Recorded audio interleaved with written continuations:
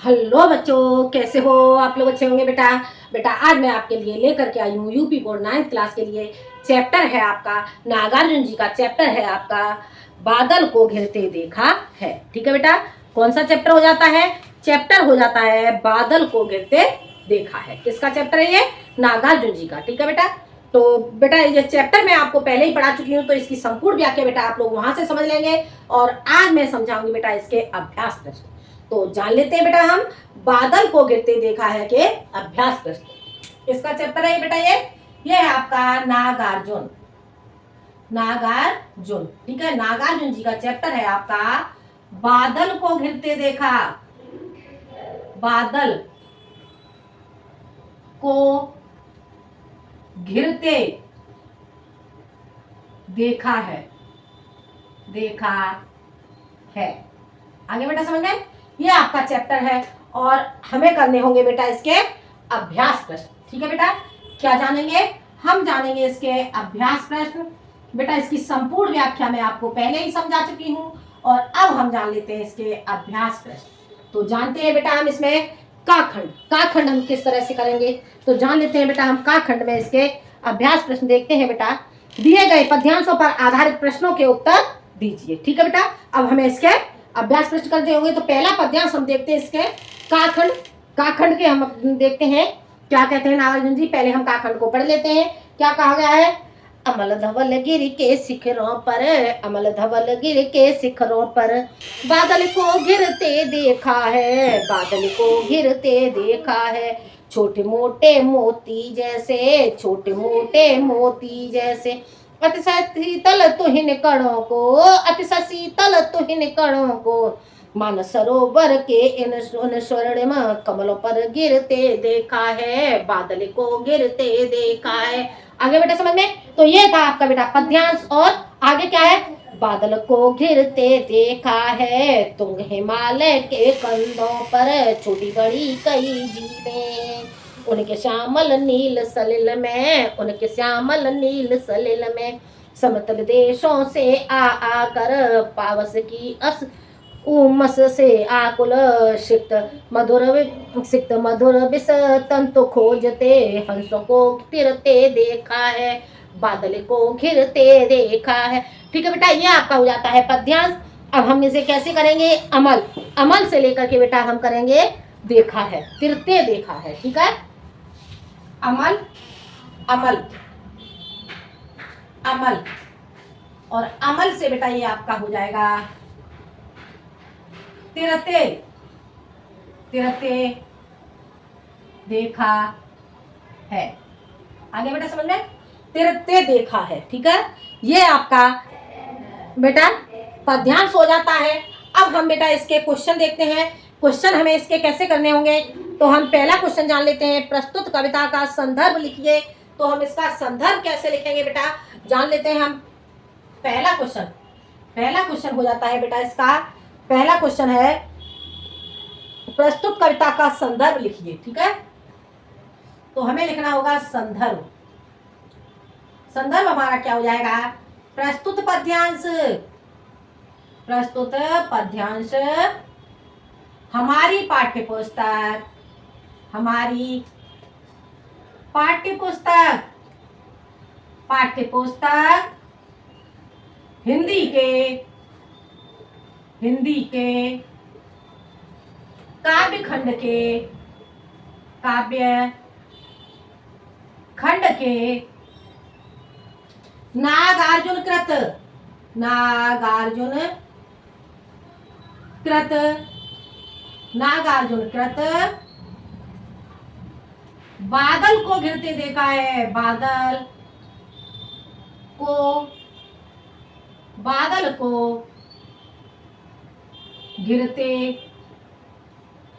बादल को घिरते देखा है, देखा है। शीर्षक, शीर्षक से संग्रहित है, संग्रहित है जो जो प्यासी प्यासी पथराई पथराई आंखों से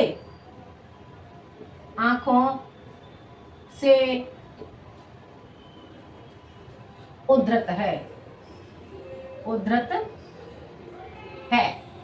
आगे बेटा समझ में, ये आपका हो जाता है शब्द। प्रस्तुत पद्यांश हमारी पाठ्यपुस्तक हिंदी के काव्यखंड के नागार्जुन ग्रंथ बादल को घेरते देखा है शीर्षक से संग्रहित है, जो प्यासी पथराई आंखों से उद्धृत है। आगे बेटा समझ में, यह हो जाता है बेटा आपका संदर्भ। अब हम चलते हैं बेटे अगले क्वेश्चन की ओर। ठीक है बेटा, अगले क्वेश्चन की ओर बेटा हम चलेंगे।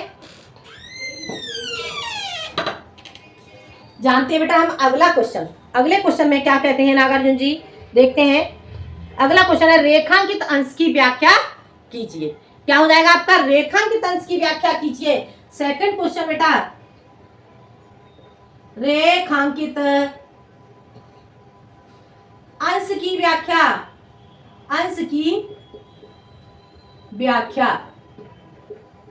ठीक है बेटा, रेखांकित अंश की व्याख्या में क्या बताया गया है, हमारा रेखांकित कहां से कहां तक किया गया है। अमल धवल गिर के शिखरों पर बादल को घिरते देखा है, छोटे मोटे मोती जैसे अतिशय शीतल तुहिन कणों को मान सरोवर के इन स्वर्णिम कमलों पर गिरते देखा है। इतने का हमें अर्थ करना होगा, तो हम कैसे करेंगे। प्रस्तुत पद्यांश में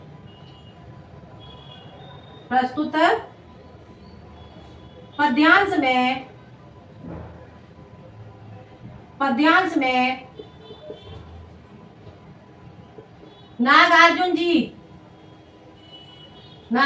जी हिमालय की चोटियों पर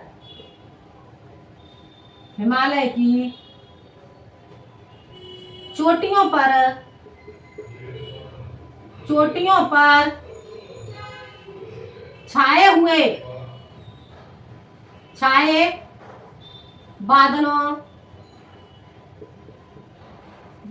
के सौंदर्य का वर्णन करते हुए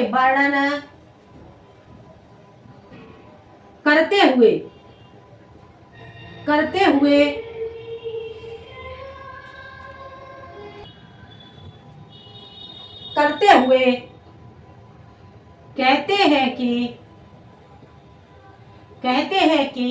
क्या कहते हैं, अमल धवल गिर के शिखरों पर बादल को घिरते देखा। कहते हैं कि मैंने स्वच्छ श्वेत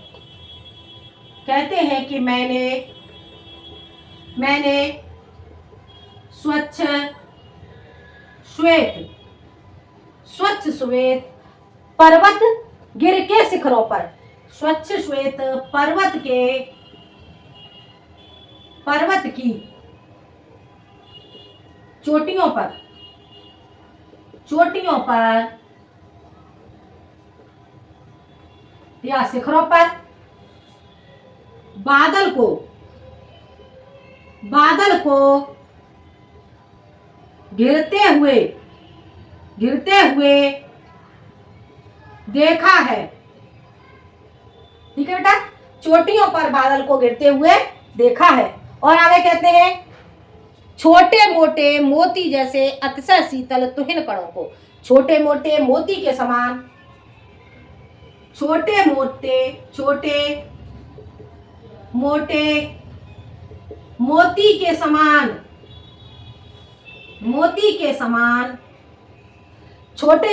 मोती के समान अतिशय शीतल, अत्यधिक शीतल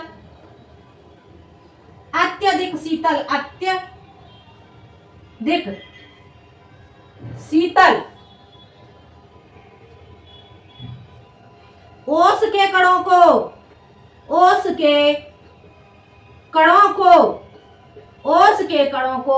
अत्यधिक शीतल ओस के कणों को मान सरोवर के उन स्वर्णिम कमलों पर, मान सरोवर के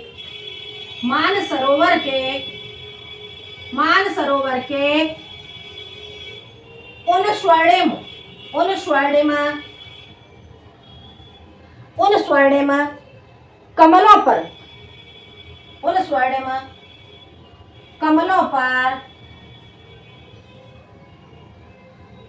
पर गिरते हुए देखा है। आगे बेटा समझ में, ये हो जाता है आपका रेखांकित अंश की व्याख्या। ठीक है, तो जानते हैं बेटा, आगे हम इसे एक बार फिर से समझ लेते हैं। प्रस्तुत पद्यांश में नागार्जुन जी हिमालय की चोटियों पर छाए बादलों के सौंदर्य का वर्णन करते हुए कहते हैं कि मैंने स्वच्छ श्वेत पर्वत की चोटियों पर बादल को गिरते हुए देखा है। छोटे मोटे मोती के समान अत्यधिक शीतल ओस के कणों को मान सरोवर के उन स्वर्णिम कमलों पर गिरते हुए देखा है। ठीक है, तो या उन स्वर्णिम कमल के पुष्पों पर गिरते हुए देखा है। आगे समझ में, तो यह हो जाता है बेटा आपका रेखांकित अंश की व्याख्या। अगला क्वेश्चन देखते हैं, श्यामल नील सलिल में कौन सा अलंकार है। ठीक है, तो ये आपका हो जाएगा श्यामल नील सलिल में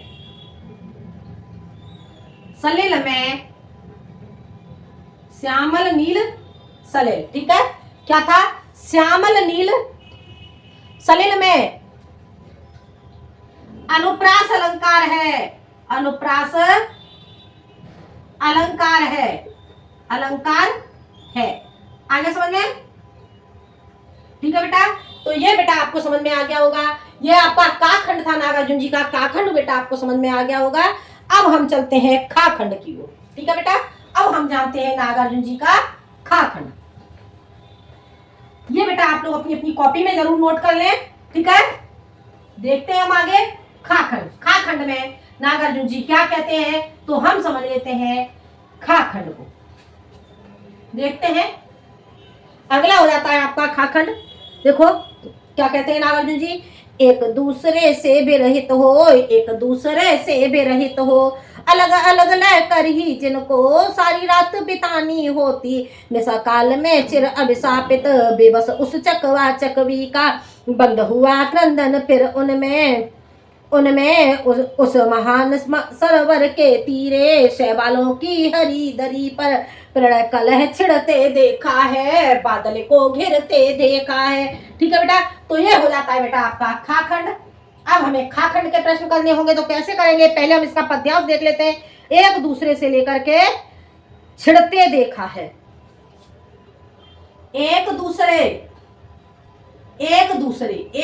से लेकर के छिड़ते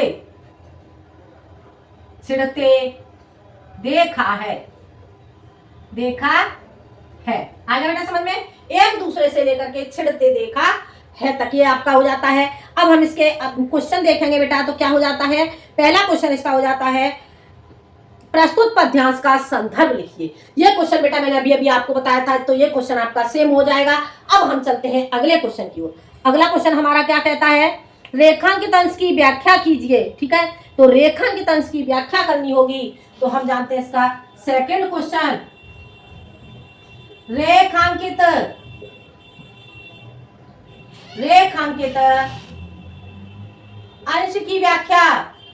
अंश की व्याख्या। ठीक है बेटा, रेखांकित अंश की व्याख्या। अब हम इस रेखांकित अंश की व्याख्या को करेंगे, तो हमें रेखांकित देखना होगा कहां से कहां तक किया गया है। आपका रेखांकित किया गया है निशा काल से चिर अभिशापित बेबस उन चकवा चकवी का। इतने को आपको रेखांकित का अर्थ करना होगा, तो हम कैसे करेंगे जान लेते हैं। प्रस्तुत पद्यांश में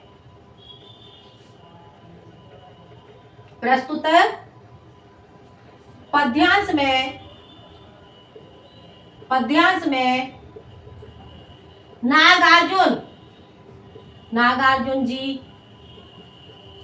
कहते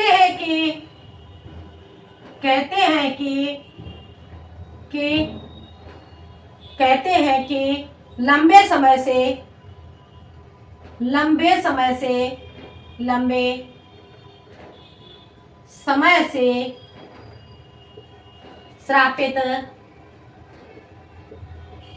समय से श्रापित चकवा चकवी पक्षी के जोड़े पक्षी के जोड़े को रात्रि के समय में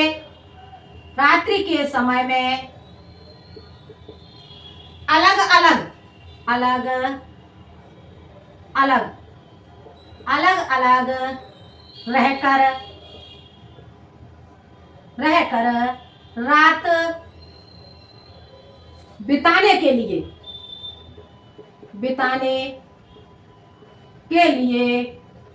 रहकर रात बिताने के लिए बेबस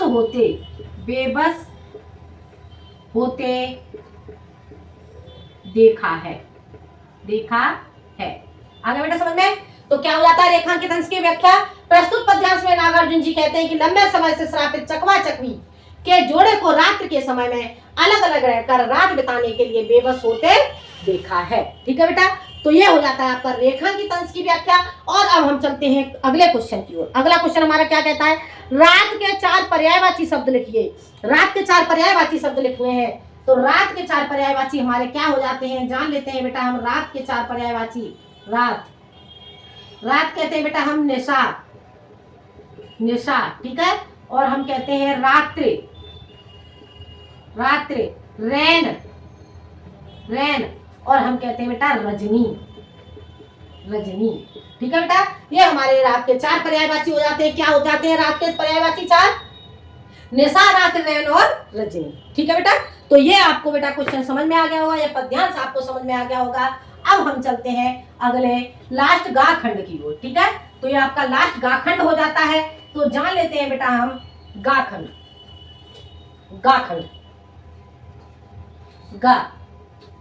गा तो जानेंगे बेटा, तो गा में क्या कहते हैं देख लेते हैं हम गा खंड को। सत सत निर्झर झरड़ी कल मुखरित देवदार कानून में शोड़ित धवल भोज पत्रों से छाई हुई कुटी के भीतर रंग बिरंगे और सुगंधित फूलों से कुंतल को साजे। इंद्रनील की माला डाले शंख सरीखे सुघड़ गालों में कानों से कुबलय लटकाए सतदल लाल कमल बेड़ी में रजत रचित मणि खचित कला में। ठीक है बेटा, तो ये हो जाता है आपका पद्यांश। अब हमें क्या करना है, कला में आगे और है पान पात्र द्राक्षा सब पूरित रखे सामने अपने अपने लोहित चंदल की तिरपाटी पर नरम निदाग बाल कस्तूरी मृग छालों पर पलथी मारे मदिरारूढ़ आंखों वाले उन्हें उन्मद किन्नरियों की मृदुल मनोहर अंगुली को बंसी पर फिरते देखा है, बादल को घिरते देखा है। तो देखेंगे बेटा ये हो जाएगा हमारा सत सत से लेकर के फिरते देखा है। सत सत से लेकर के ये हो जाएगा हमारा फिरते देखा है, फिरते देखा है। आगे बेटा समझ में? ये हमारा यहाँ तक हो जाएगा। अब हमें इसके क्वेश्चन देखने होंगे। पहला क्वेश्चन बेटा हमारा हो जाता है, देखिए पहला क्वेश्चन हमारा हो जाता है प्रस्तुत पद्यांश का संदर्भ लिखिए। तो ये क्वेश्चन बेटा आप लोग कर ही लेंगे। ठीक है, ये क्वेश्चन मैं आपको पहले ही समझा चुकी हूँ। अब हम चलते हैं अगले क्वेश्चन की ओर। अगला क्वेश्चन क्या हो जाता है, रेखांकित अंश की व्याख्या कीजिए। तो क्वेश्चन हमारा हो जाता है सेकंड क्वेश्चन हो जाता है रेखांकित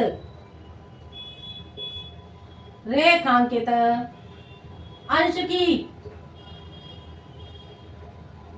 व्याख्या। रेखांकित अंश की व्याख्या।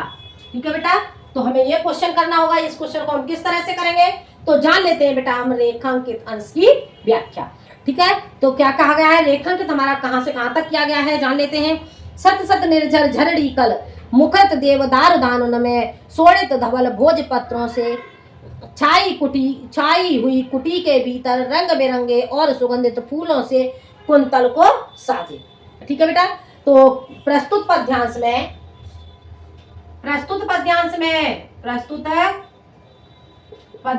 में नागार्जुन जी, नागार्जुन, नागार्जुन जी कहते हैं कि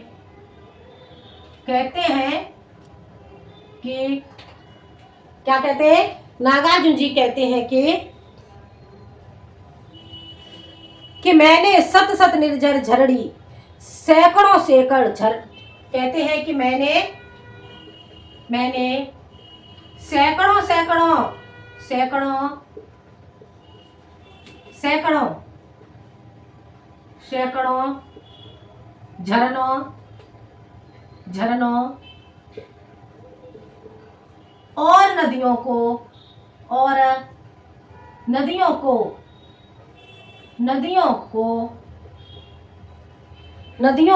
क्या कहते हैं? नदियों को देवदारू का आनंद, नदियों को देवदारू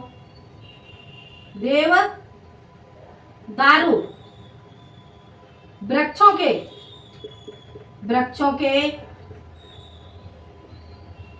जंगल में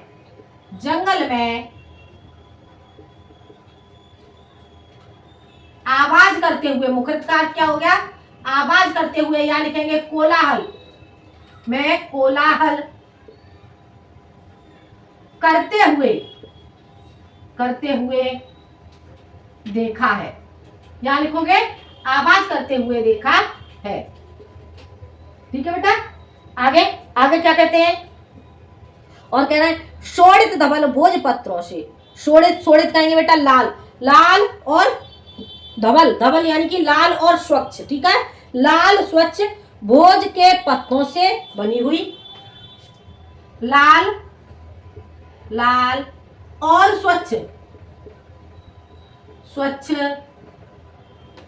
भोज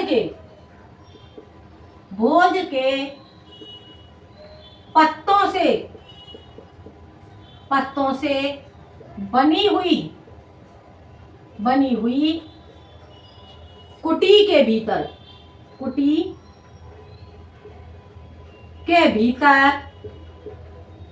बनी हुई कुटी के भीतर रंग बिरंगे और सुगंधित फूलों से, कुटी के भीतर रंग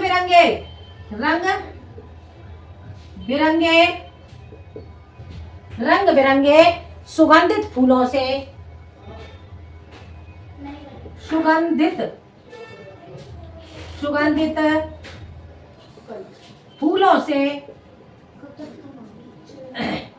सुगंधित फूलों से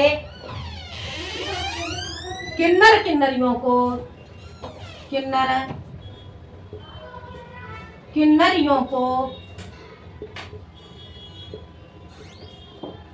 बालों को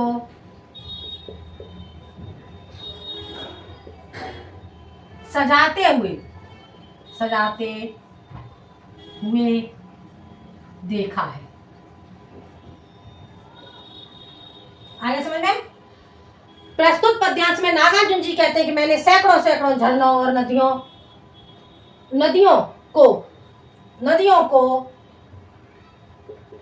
देवदारू वृक्षों के जंगल में कोलाहल करते हुए देखा है। लाल और स्वच्छ भोज के पत्तों से बनी हुई कुटी के भीतर रंग बिरंगे सुगंधित फूलों से किन्नर और किन्नरियों को बालों को सजाते हुए देखा है। आगे बेटा समझ में? तो यह हो जाता है आपका रेखांकित अंश की व्याख्या। और अगला क्वेश्चन हो जाता है बेटा आपका, ये लास्ट क्वेश्चन है।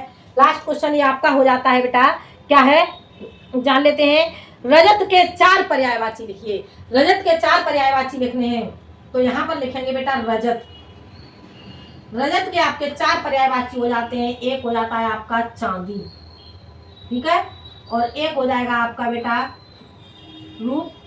रूपा, ठीक है, रूपा, और एक हो जाएगा आपका रौप्य, और एक हो जाएगा आपका रूपक। ठीक है बेटा, ये आपके हो जाते हैं चांदी के पर्यायवाची या रजत के पर्यायवाची। रजत के पर्यायवाची आपके क्या हो जाते हैं? चांदी, रूपा, रौप्य और हो जाएगा आपका रौप्य और हो जाएगा आपका रूपक। ठीक है बेटा, तो ये था बेटा आपका नागार्जुन जी का चैप्टर आपका बादल को गिरते देखा है कि अभ्यास प्रश्न। बेटा ये अभ्यास प्रश्न आपको समझ में आ गए होंगे। बेटा वीडियो पसंद आए तो लाइक करें और शेयर करें, सब्सक्राइब करें। मिलते हैं हम अगले वीडियो में एक नए टॉपिक के साथ। जब तक के लिए धन्यवाद।